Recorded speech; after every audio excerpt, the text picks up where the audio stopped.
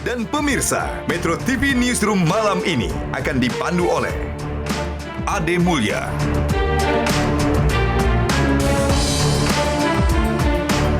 Don Bosco Selamat, Kania Sutisna Winata,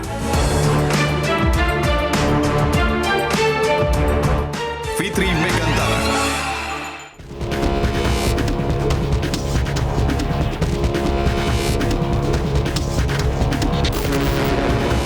Bapak Presiden, saya meminta dengan hormat bahwa PDI Perjuangan akan masuk ke dalam kabinet dengan jumlah menteri yang harus terbanyak.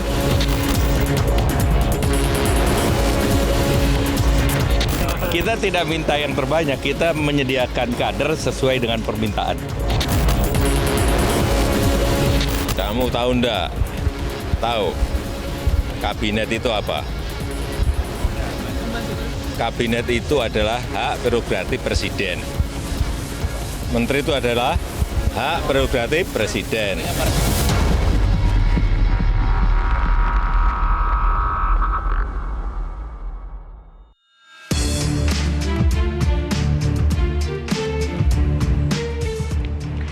Pemirsa, semakin dekat waktu pelantikan presiden dan wakil presiden terpilih, partai politik makin belak-belakan menuntut pembagian jabatan, tapi Presiden Joko Widodo secara tegas mengungkapkan bahwa urusan kabinet itu adalah hak prerogatifnya sebagai kepala negara. Seperti yang tadi sudah disaksikan di awal. Selamat malam teman-teman. Selamat malam. Selamat malam Bang Kania, Don. Kalau kita Ade, melihat Rara. soal kabinet ini kan Presiden sudah menyatakan semua sudah rampung, tinggal menunggu waktu pengumuman ya kalau begitu Bang. Ya, Bang Don sendiri kan dalam menghadiri pertemuan ya? dengan Presiden Jokowi kemarin dengan sejumlah pemimpin media, yang pertama dikatakan adalah sudah rampung. Mengejutkan juga. Iya. Belum apa-apa kok, kita pikir sudah rampung. Buka dengan itu. Gitu Buka ya? dengan itu. Lalu kemudian komposisinya.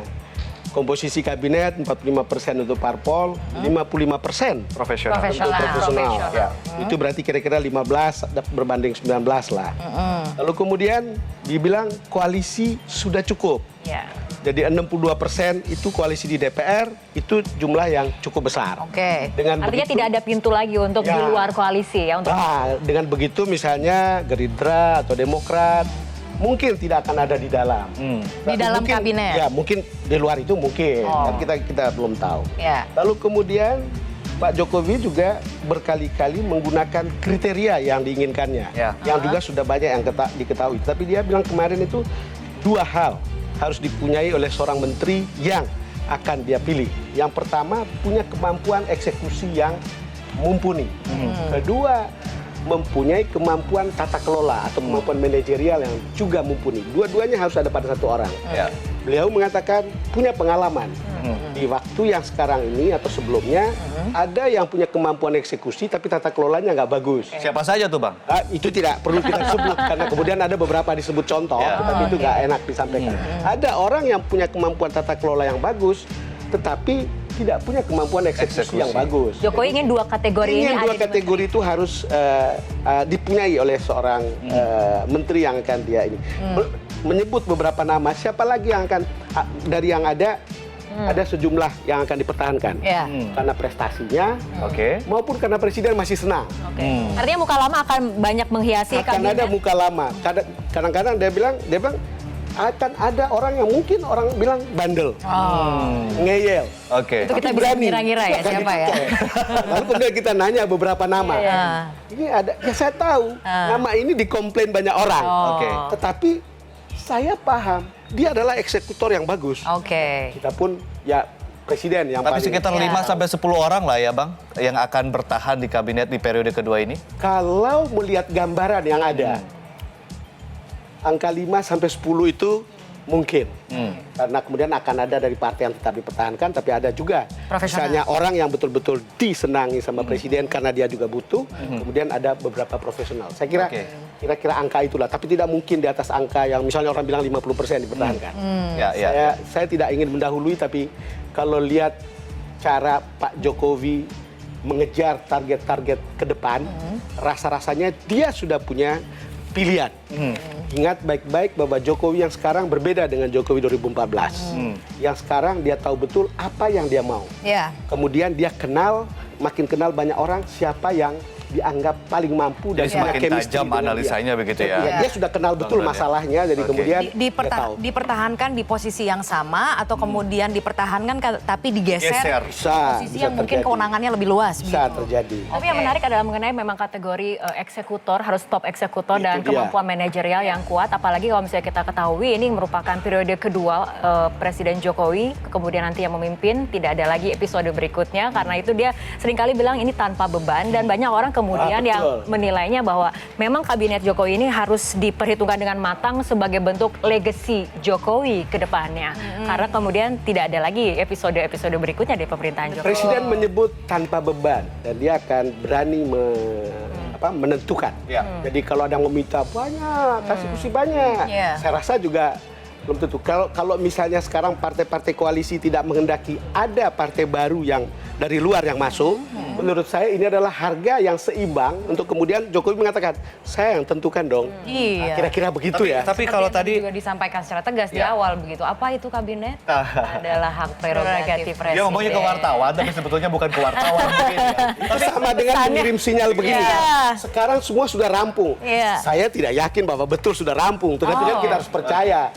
Hanya mau mengatakan, semua di tangan saya. I am captain in command. Captain in command. Dan semua hal tersebut tadi kriteria yang sudah disampaikan, apa yang sudah disampaikan dalam pertemuan dengan para Pemret ini kita harus dengarkan lagi begitu. Ada pernyataan dari Presiden Jokowi yang kemudian disampaikan mengomentari soal komposisi kabinet yang disampaikan di sela-sela memperingati Hari Pramuka di Bumi Perkemahan Cibubur berikut ini. Kita simak.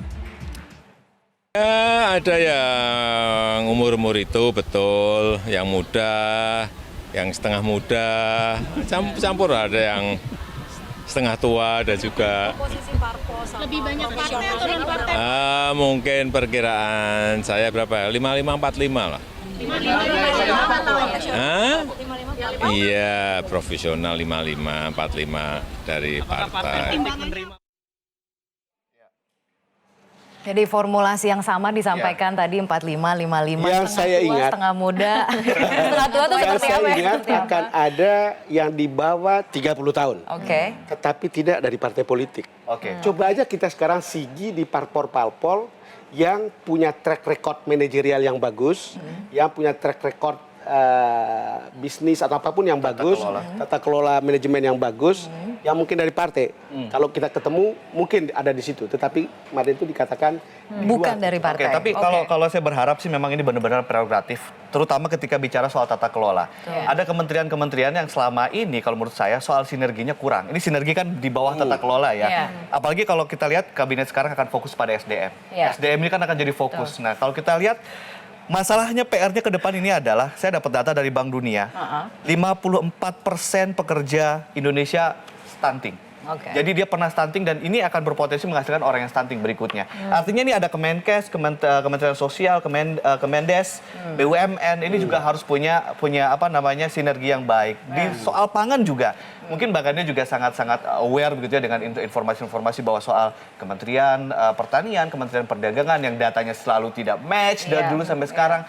Mungkin kalau saya sebagai rakyat sih berharap prerogatif itu kemudian memunculkan keputusan Pak Jokowi memilih orang yang bisa bersinergi di antara soal pangan ini ya. Lintas kementerian, Kementerian Pertanian, koordinasi menjadi penting. Perdagangan, lalu kemudian juga Bulog di sana karena masalah pangan ini sangat-sangat krusial gitu kan. Sebelum saya lupa, Presiden kemarin mengatakan saya akan membebankan target pada menteri tidak muluk-muluk.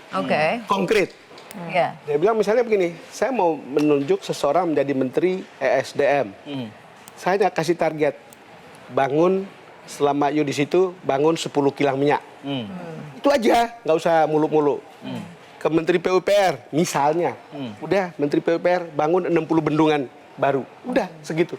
Jadi ini bakal konkret, sederhana. Jika tidak tercapai target, apakah kemudian Pak Jokowi sudah bilang apa kemudian? Kalau itu dibilang bahwa setiap saat bisa dievaluasi. Yang artinya buntut-buntutnya bisa di reshuffle setiap saat begitu ya? Karena kemarin kita lihat banyak yang ada beberapa yang profesional di reshuffle juga digantikan. Setahu saya periode sebelumnya memang tampak profesional, tapi itu kan banyak titipan juga.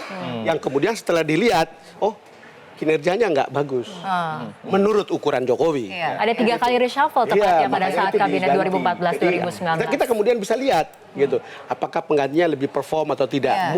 Mungkin sedikit lebih baik. Tetapi itu betul-betul menurut saya lepas dari cara menggantinya begitu cepat, tapi bisa diketahui dan sudah bisa diendus. Ini kalau begini bisa macet nih. Karena mungkin periode pertama ingin menjaga keseimbangan politik juga. Sebelum kita kemudian mengundang ada narasumber istimewa malam ini yang akan bergabung. Ini karena konteksnya kita ingin sebenarnya juga merefleksikan kemerdekaan ya di usia yang ke-74. Tapi sebelum kita ke situ, satu saja pertanyaan itu adalah soal nomenklatur tadi belum sempat kita bahas. Karena kita dengar ada nomenklatur baru begitu. Ada kementerian baru kalau tidak salah yang nanti masuk dalam rancangan kabinet yang akan datang. Itu sempat disebut-sebut? Itu sempat diberi gambaran oleh Pak Jokowi. Kenapa? Karena yang berkembang misalnya ada industri kreatif dan industri digital. Jadi ini akan seperti apa? Apakah masuknya di investasi atau di badan kreatif dan seterusnya. Tapi beliau sudah melihat bahwa ini adalah zaman baru. Ini zaman baru. Kenapa kemudian ada orang muda dan ada soal perkembangan industri kreatif dan industri digital yang membuat banyak hal bisa berubah. Sampai-sampai beliau menggambarkan, misalnya sekarang kita ada cerita mau membuat holding BUMN. Apa benar sekarang itu kita teruskan atau tidak? Karena ada kecenderungan baru orang berbicara tentang valuasi. Itu dia ngomong untuk kemudian melihat bahwa ini ada kecenderungan yang berubah. Gitu. Valuasi itu juga menjadi ekonomi digital begitu yang nanti kemungkinan bisa juga nanti dijelaskan lebih lanjut gitu ya oleh Profesor Renat Kasali yang akan seorang futuris Indonesia terkemuka sekarang. Yang baru saja meluncurkan buku juga. Apa judulnya? Judul bukunya adalah Judulnya apa? #MO. #MO. Jadi jangan dibaca Mo. Jangan dibaca Mo. Yang pasti akan menjelajah dunia baru yang membuat kita katanya gagal paham ya. Gagal pahamnya seperti apa? Itu yang nanti akan kita bahas sesaat lagi bersama dengan Profesor Renat Kasali yang akan segera bergabung bersama kami di Metro TV Newsroom. Tetaplah bersama kami.